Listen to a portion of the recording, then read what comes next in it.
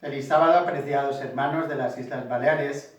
Os invitamos a unirnos a las otras iglesias de España en esta segunda semana de oración del año 2020. Bajo el título Vive la Fraternidad, vamos a meditar y a reflexionar juntos esta semana, pero también teniendo en mente una pregunta para contestárnosla cada uno. ¿Soy acaso guarda de mi hermano? La Unión Española nos envía un mensaje que voy a leerlo para todos nosotros. Es este: queridos hermanos, en Cristo, volvemos a celebrar una semana especial de énfasis espiritual bajo el lema de Viviendo juntos en Cristo. Hemos tenido el privilegio de preparar este material con el deseo de invitar a la Iglesia a meditar, celebrar y orar por la unidad que Cristo nos propone y que solo será posible si vivimos una auténtica espiritualidad cristiana. El tema para hoy, este sábado, se llama Hijos de un mismo Padre y fue preparado por Víctor Armenteros. Yo voy a transmitir las ideas principales de este tema y el texto in extenso se encuentra en la revista Adventista. El texto, para empezar, se encuentra en Malaquías, capítulo 2, versículo 10. ¿Acaso no tenemos todos un mismo Padre? ¿No nos ha creado un mismo Dios? ¿Por qué pues somos desleales los unos con los otros, profanando el pacto de nuestros padres? Esta pregunta, tan antigua en el tiempo de Malaquías, hacían esta pregunta porque quizás, o evidentemente, vivían de una manera que hoy también puede ser problemática para nosotros.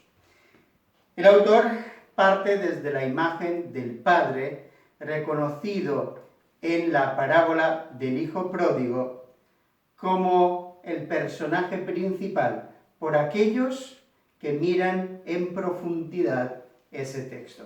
Me gusta cómo lo presenta él. Permitidme que lo lea.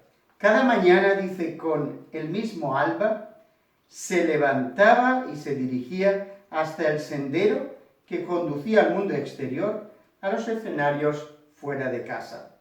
En ocasiones veía como el candelabro en las estancias de su hijo mayor se encendía y una sombra lenta y casi resignada se preparaba para las labores cotidianas.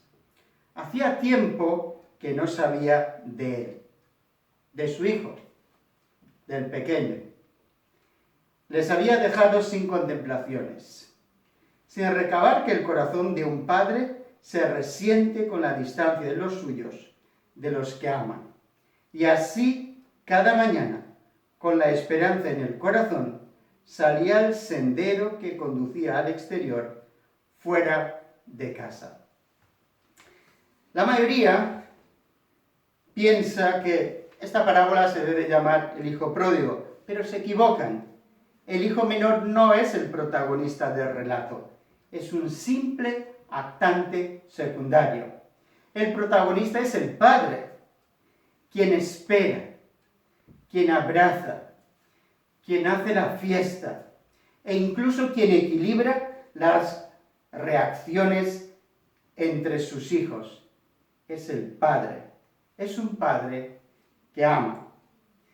Este es nuestro Padre, es el que vino a presentar el Señor Jesús. De hecho, los teólogos más pensantes del cristianismo indican que si hay una palabra que define como pocas la teología de Jesús, es Abba. Es un término que podríamos traducir como papá o papaíto, o incluso papito, en algunos lugares de la América que habla español.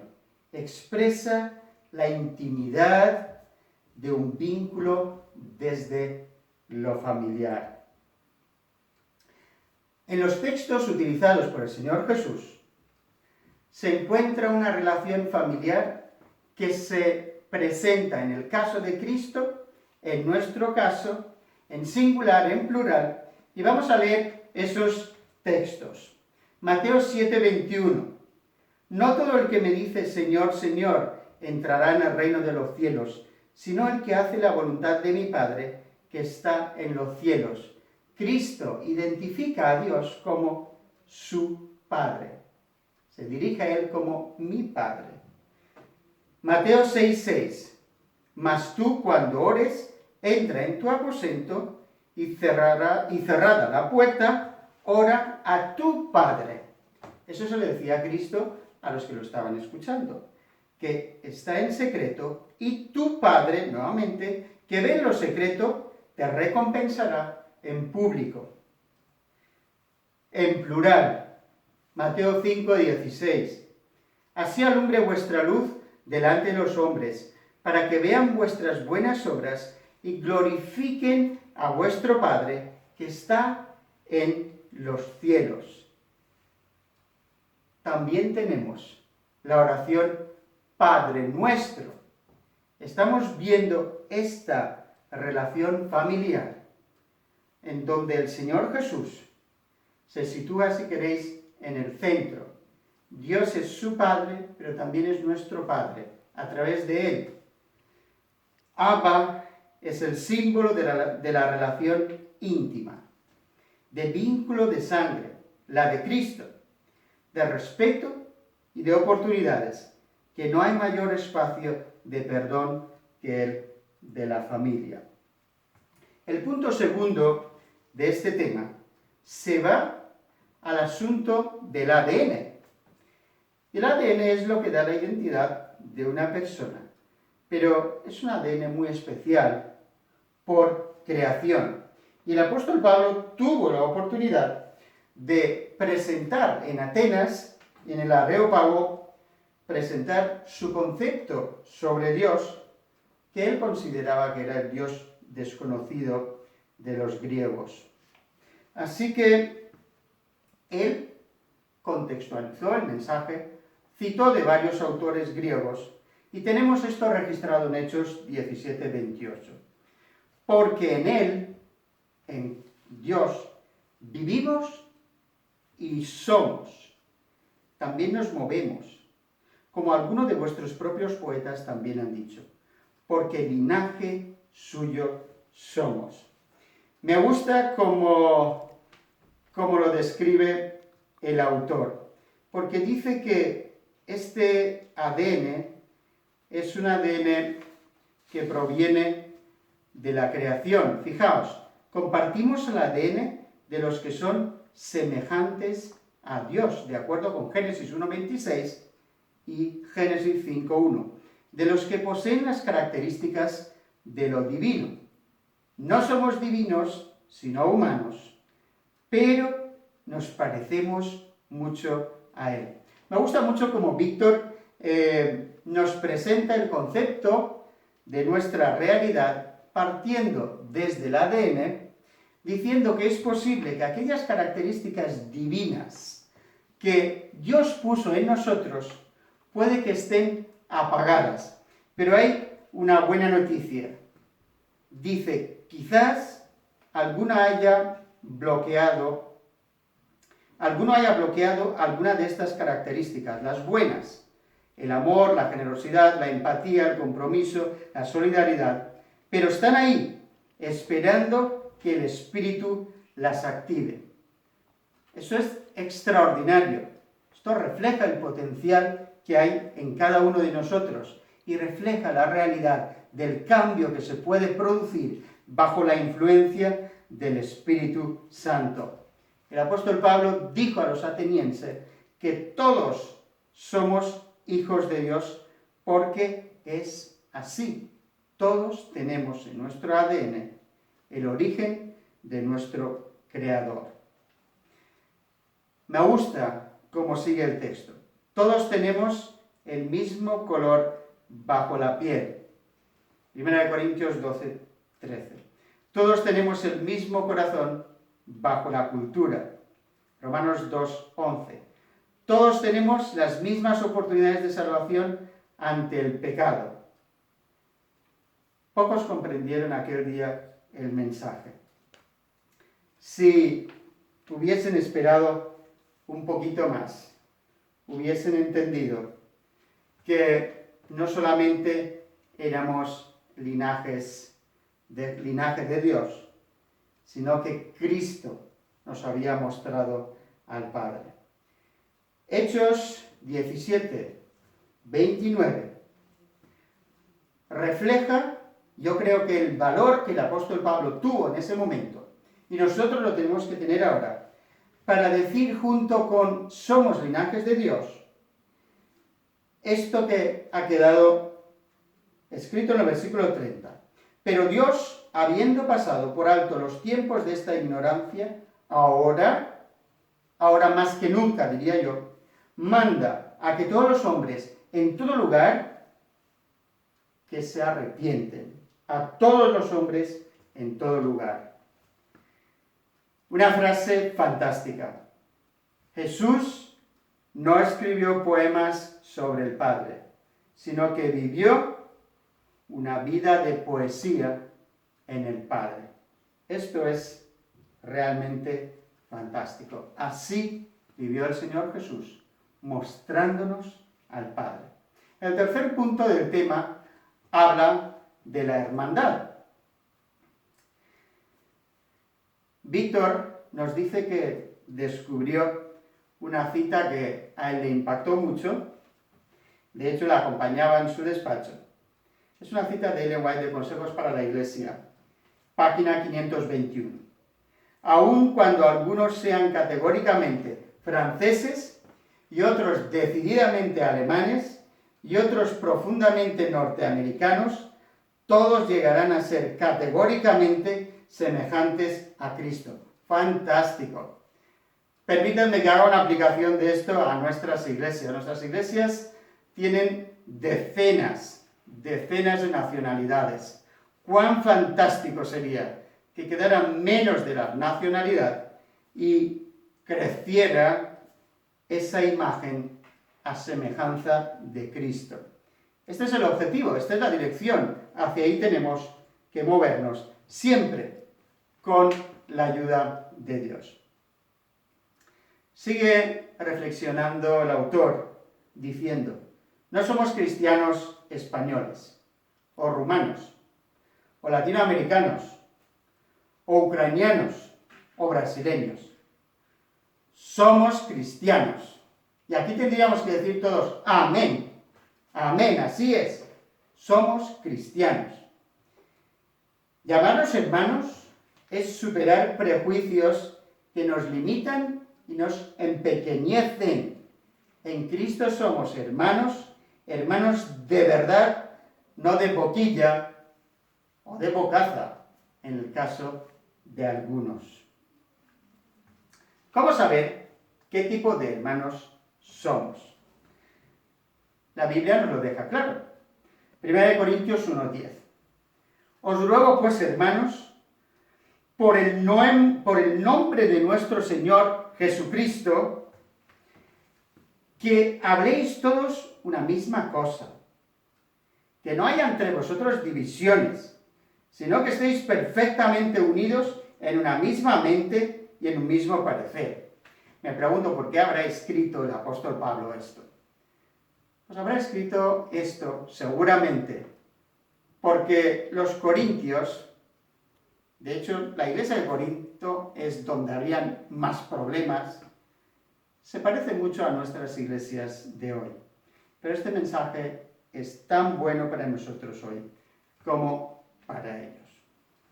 La conclusión de este tema es que aunque la gente llama la historia del conflicto de los siglos, esto que hemos vivido en la tierra y estamos viviendo, se equivocan. Esta historia se llama el abrazo final. No somos los protagonistas del relato, somos simples actantes secundarios.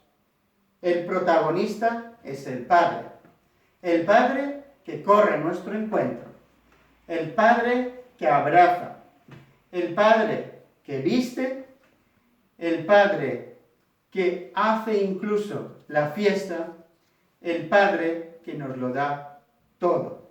El protagonista es el Padre. Me gusta mucho esta imagen y creo que refleja de alguna manera esa parábola.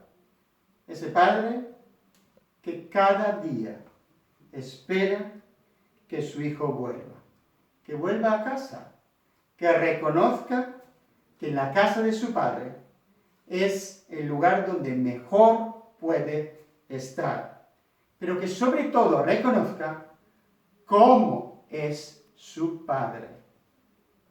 Si reconociéramos eso, nos iríamos directamente hacia el abrazo y estamos muy cerca de vivir ese abrazo final.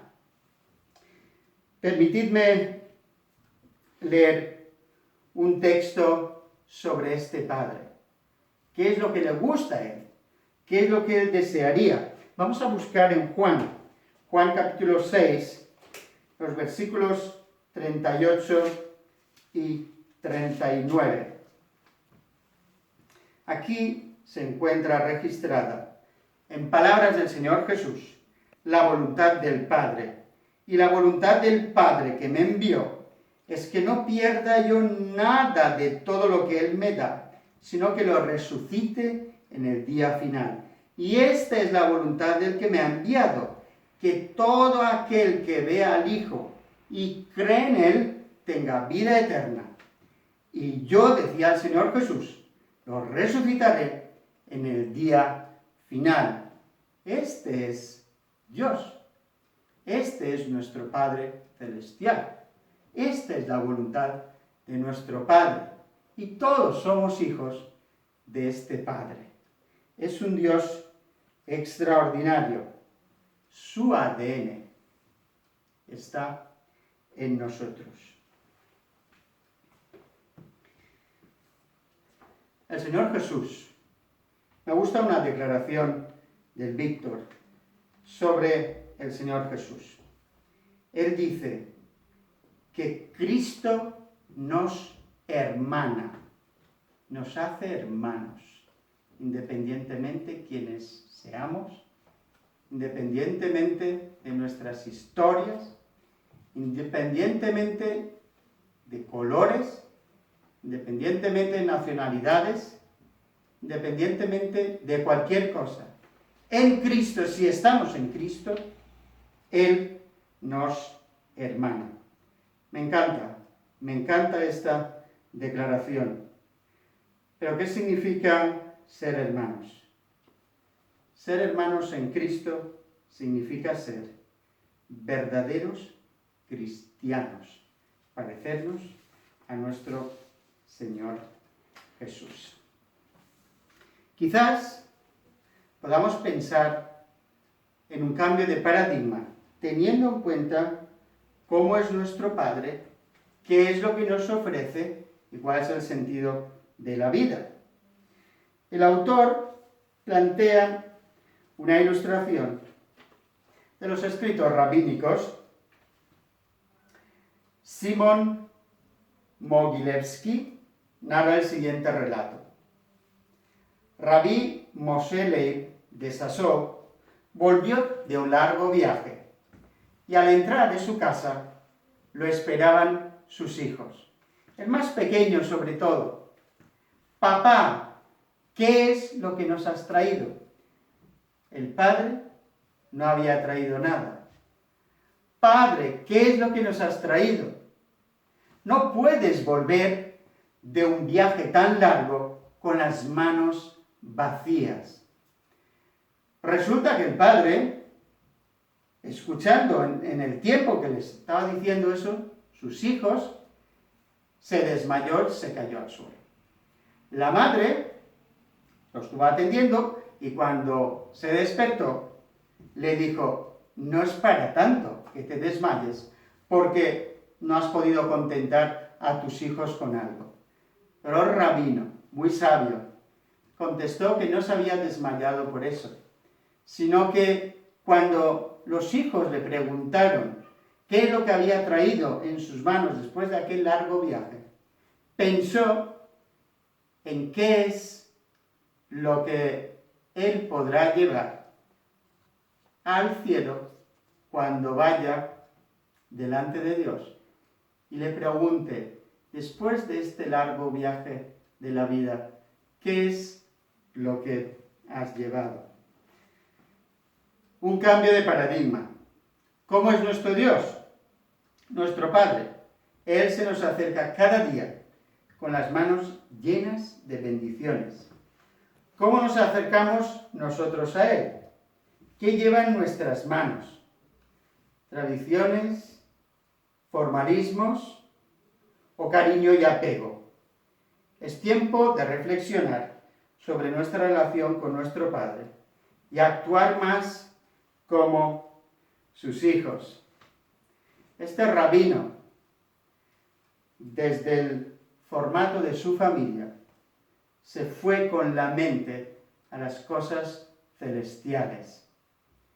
En esta semana de oración, junta a tu familia, habla sobre Dios, da testimonio de lo que Dios hace, cuenta lo que hizo en tu vida y oremos juntos.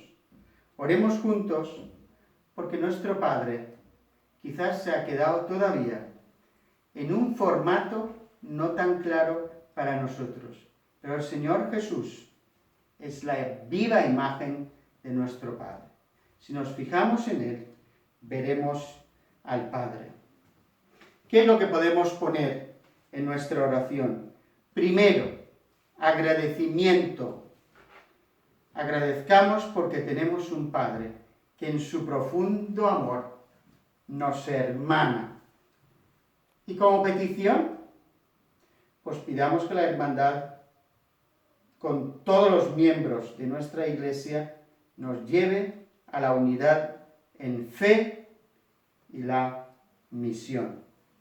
De lo que se trata realmente es vivir la fraternidad. Y no hagamos esa pregunta como la hizo Caín, porque esta es una pregunta que hizo Caín cuando Dios preguntó sobre Abel. ¿Soy acaso guarda de mi hermano? No hagamos esta pregunta, sino todo lo contrario. Huyamos de que la realidad de esto se dé en nuestra vida y seamos guarda de nuestros hermanos. Os pido por favor, si queréis, acompañarme en la oración.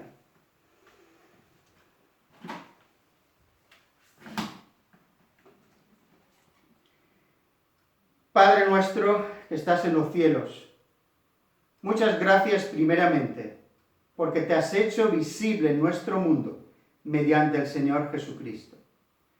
Gracias porque pudimos ver y sentir tu abrazo. Gracias porque pudimos escuchar tu voz en Cristo. Gracias porque pudimos ver tu cariño encarnado. Gracias porque pudimos ver cuánto deseas que seamos salvos.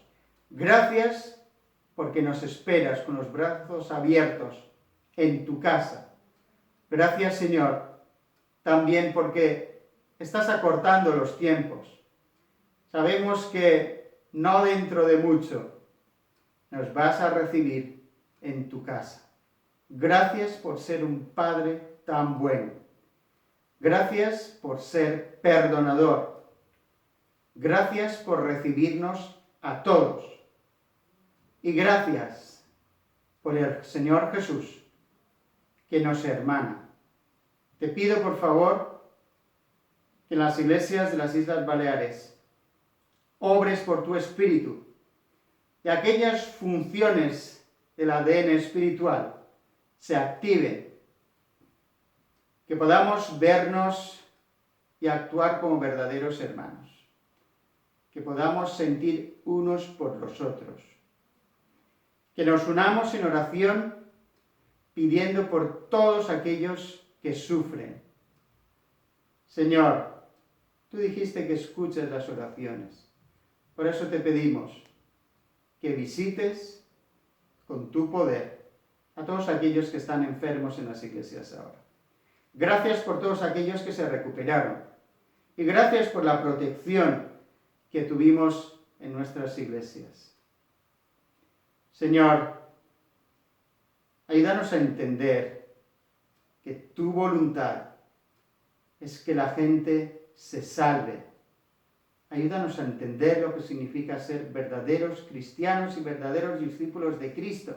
Y ayúdanos a entender cuál es tu negocio, que es el de la salvación de las personas.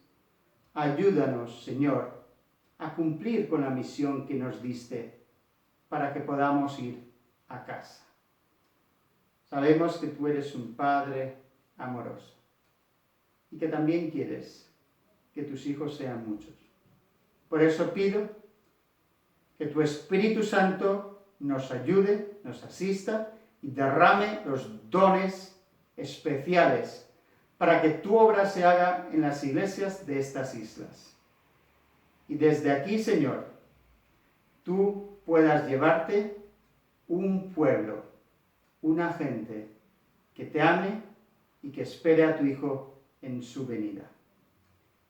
Todo lo pedimos y agradecemos en el nombre y por los méritos de Cristo. Amén.